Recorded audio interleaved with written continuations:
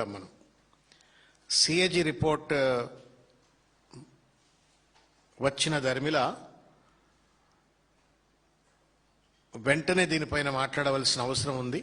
ఈ రాష్ట్ర ప్రభుత్వం ఆర్థికంగా అతలాకుతలంగా ఎట్లా పరిపాలిస్తుంది అనే విషయాన్ని ప్రజలకు తెలియజెప్పడం కోసం అని చెప్పని ఈరోజు అర్జెంటుగా ఈ పత్రికా సమావేశాన్ని పెట్టడమైంది. మిత్రులారా, ఒక మాట, శ్రమ నీ ఆయుధమైతే సంపాదించే శక్తి నీ సామ్రాజ్యం అవుతుంది అని అంటారు. శ్రమ నీ ఆయుధమైతే సంపాదించే శక్తి నీ సామ్రాజ్యం అవుతుంది అని చెప్పని పెద్దలు అంటారు.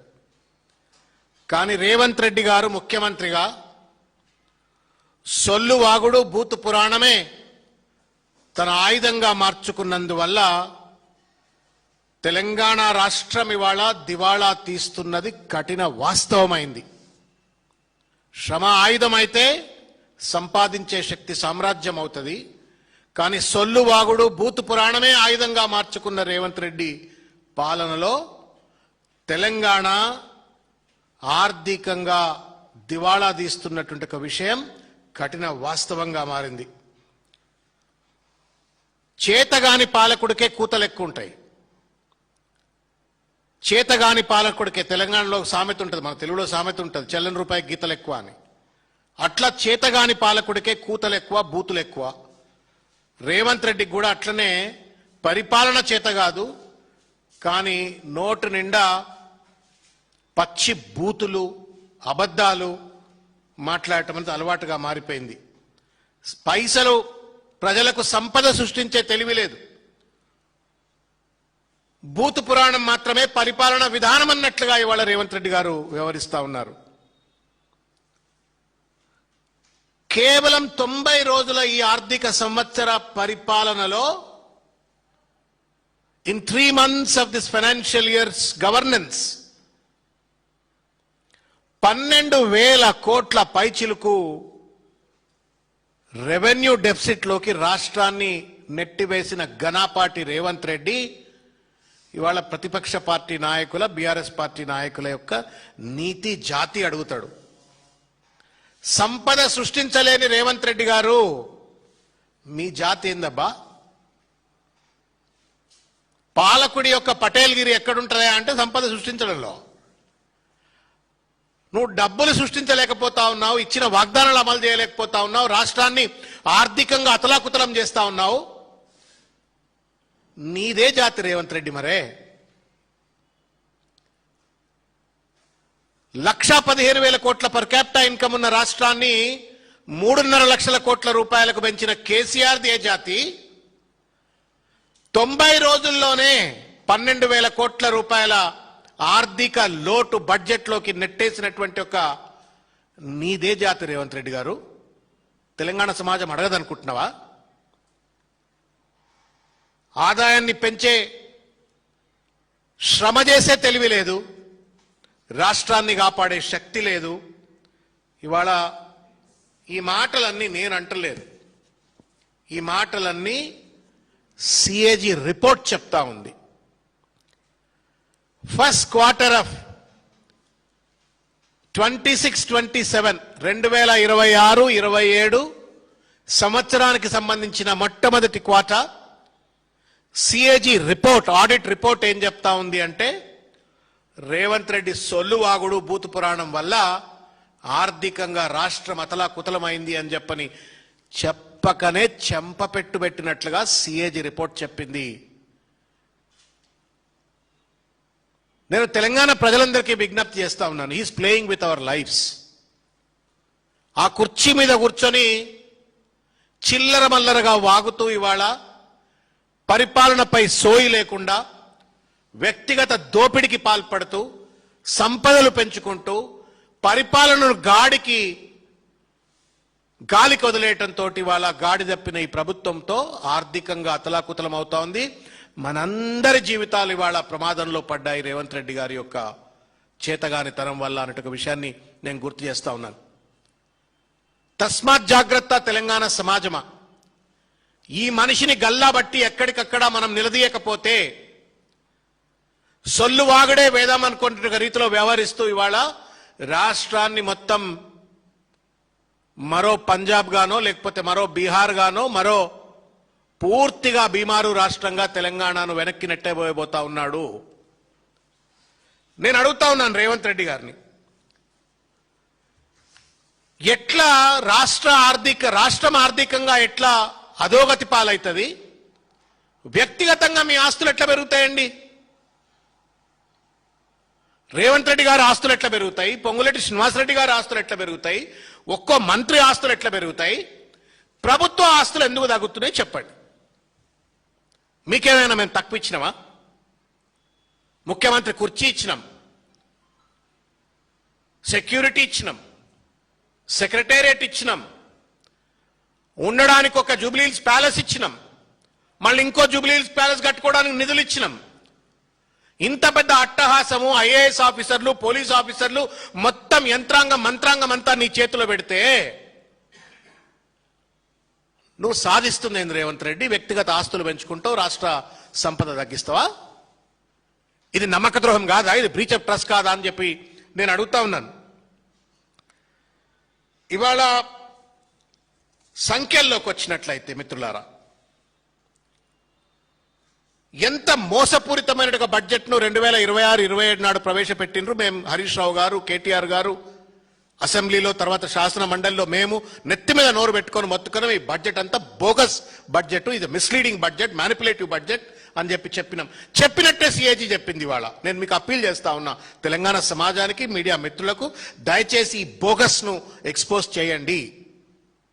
Please ensure that it reaches to the masses.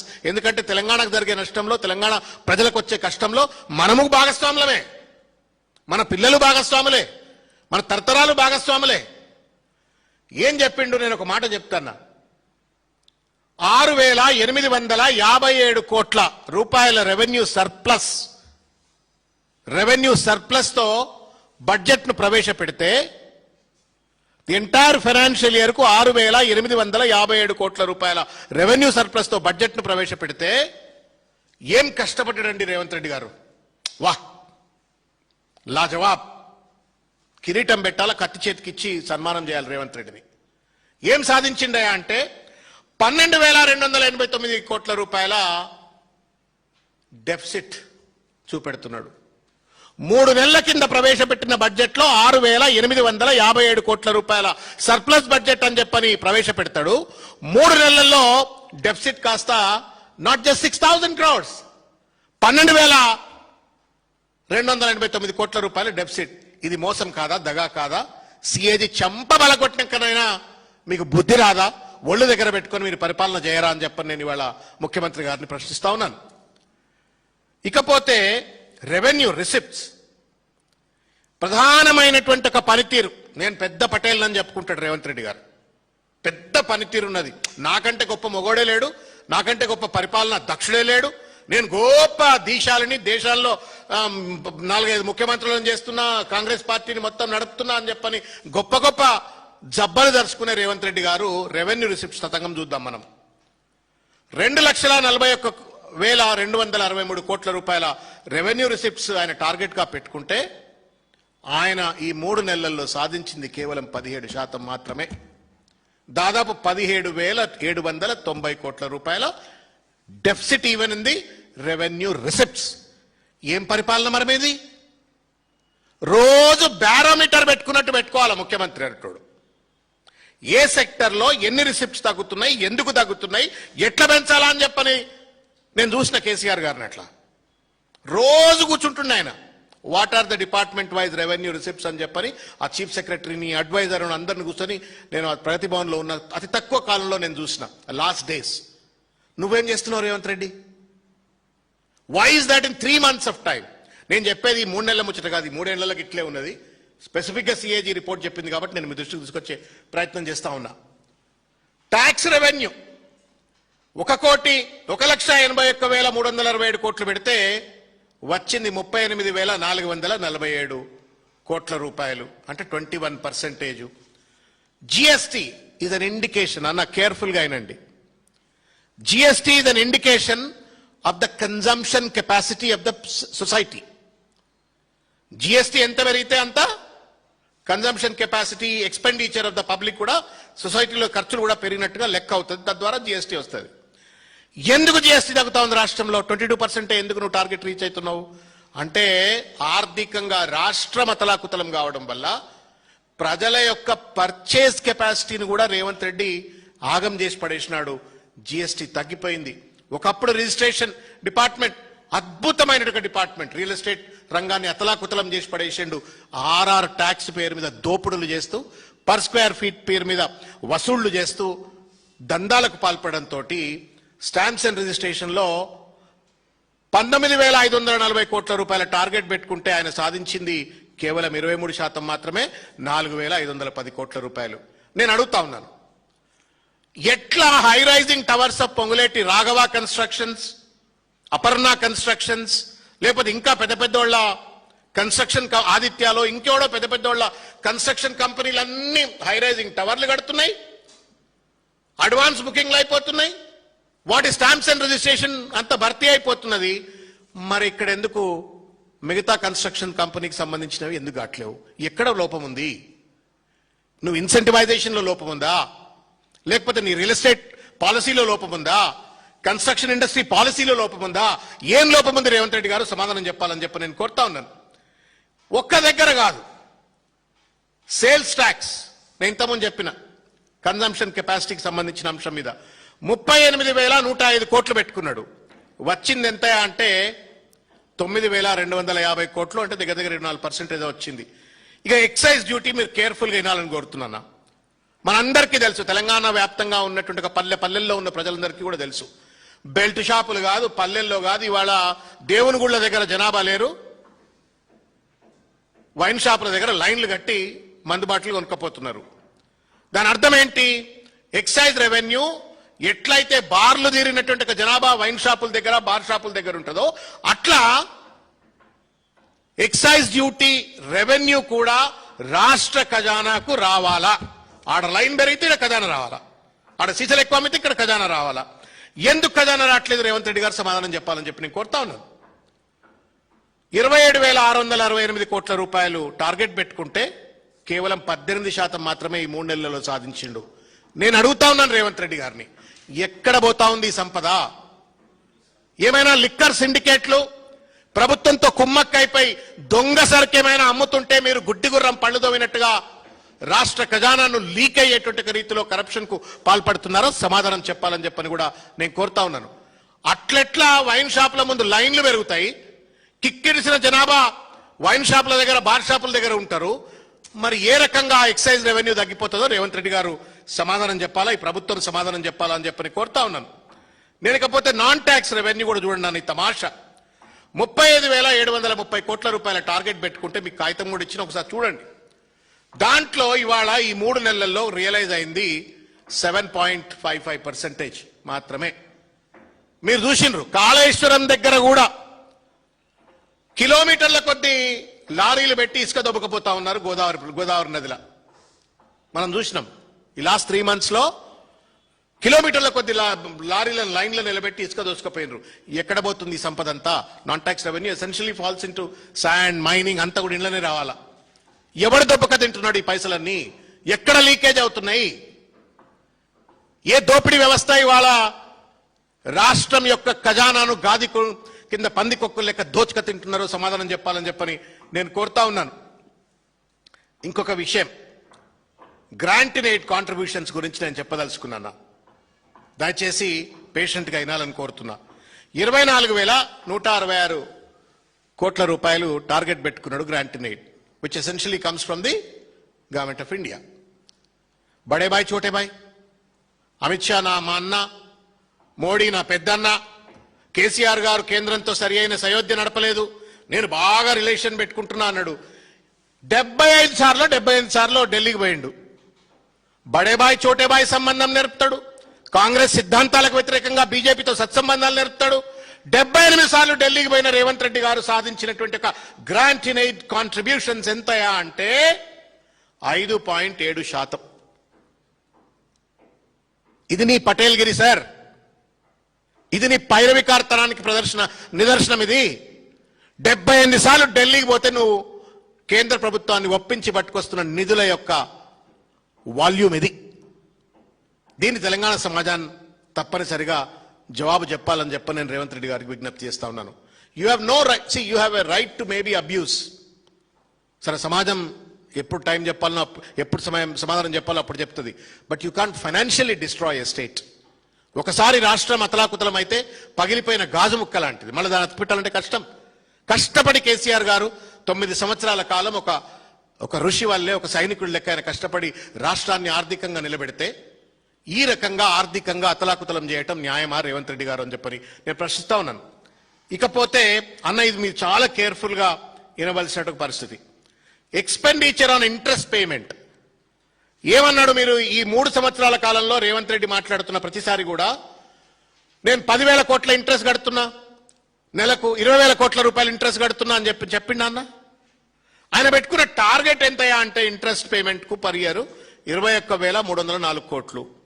ఆయన ఇంతవరకు కట్టింది ఎంతయా అంటే 7,778 కోట్లు. అంటే కేవలం 1,900 కోట్ల రూపాయలు. ఇది కూడా ఎక్కువనే కట్టి దీన్ని ఏం చెప్తాడంటే నేను 10,000 కోట్లు. అదేందా అంటే కేసీఆర్ గారు 8,000 కోట్ల రూపాయల అప్పు చేసిండు అని చెప్పని.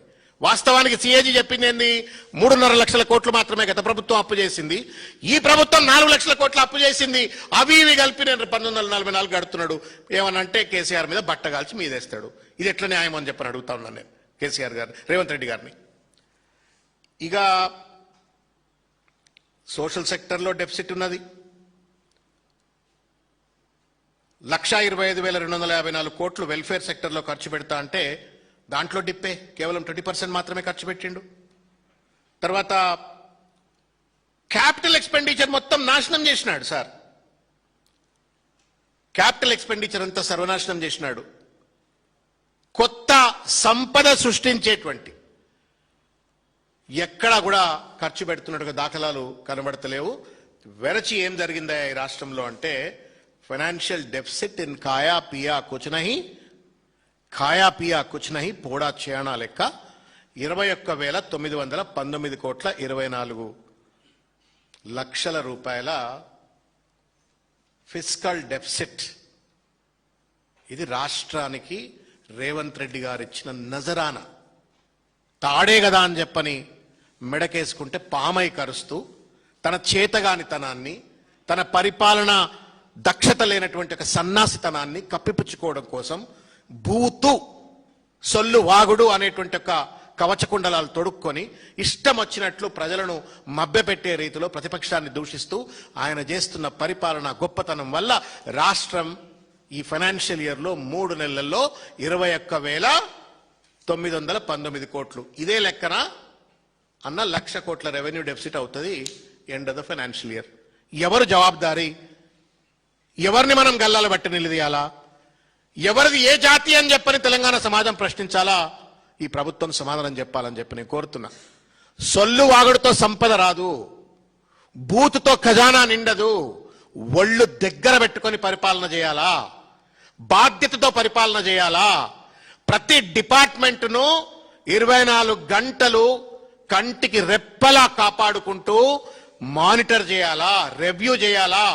యథా రాజా తదా ప్రజా అన్నట్టుగా రేవంత్ రెడ్డి గారి యొక్క దుర్మార్గమైనటువంటి అవినీతి దుర్మార్గమైన పాలనలో మంత్రులు, ఎమ్మెల్యేలు గాదె కింద పందికొక్కులు లెక్క దోచుకు తింటుంటే మేమేం తక్కువ తిన్నామా అని చెప్పని వాళ్ళ bureaucracy is also completely corrupt. చిన్న పర్మిషన్ కు పోతే ఐఏఎస్ ఆఫీసర్లు లేకపోతే చిన్న కింద అధికారులు దోచుకు తింటా ఉన్నారు. ఎవడబ్బ సొమ్మని చెప్పని వాళ్ళు దోచుకు తింటున్నారు. నీకు అధికారం కట్టబెడితే బూతు భాష కోసమే అధికారం కట్టబెట్టినట్టు నువ్వు ఇలా బూతు భాష మాట్లాడుతూ పరిపాలనను గాడి తప్పినట్టుగా పనిచేస్తే ఎంతవరకు న్యాయము అని చెప్పి నేను అడుగుతా ఉన్నాను రేవంత్ రెడ్డి గారిని. నువ్వు చెప్పాయా, ఇది నీ వాగ్దానాల పట్టికే? ఇంత పెద్ద ఎత్తున ఆర్థికంగా నువ్వు అతలాకుతలం చేస్తా ఉన్నావు రాష్ట్రాన్ని. ఈ నిజాలు బయటికి రాకుండా, ఈ వాస్తవాలు ప్రజల్లో చర్చ లేకుండా నువ్వు ఎట్లా ఈ వాగ్దానాలను అమలు చేస్తావో దయచేసి సమాధానం చెప్పమని నేను కోరుతా ఉన్నాను. 420 ప్రామిసెస్ యూ మేడ్. ఈ 420 వాగ్దానాలు అమలు చేయమంటే నేను అమలు చేయడానికి బూతులు ఇస్తా అంటున్నావు, సొల్లు వాగుడు ఇస్తా అంటున్నావు, పోలీస్ కేసులు ఇస్తా అంటున్నావు. ఇది ఎట్లా న్యాయమవుతుంది? విద్యారంగం 15% బడ్జెట్ ఇస్తా అన్నాడు నాట్ ఈవెన్ 5% ఈ స్పెండింగ్.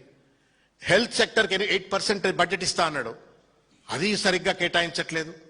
ఫీ రియంబర్స్మెంట్ పథకాన్ని 10,000 కోట్ల రూపాయలు ఇప్పటికీ బాకీ ఉన్నాయి, ఎట్లా తీరుస్తాడో లెక్కే లేదు, పత్రం లేదు. ఆరోగ్యశ్రీ బకాయిలు ఇవ్వకపోతే హాస్పిటల్ స్ట్రైక్ చేస్తే ఇవాళ ఆరోగ్యశ్రీ కార్డు ఉన్నటువంటి వాడు ఆత్మహత్యల పాలు చేసుకునే పరిస్థితి ఏర్పడ్డది, హాస్పిటల్లో చనిపోయే పరిస్థితి ఏర్పడ్డది.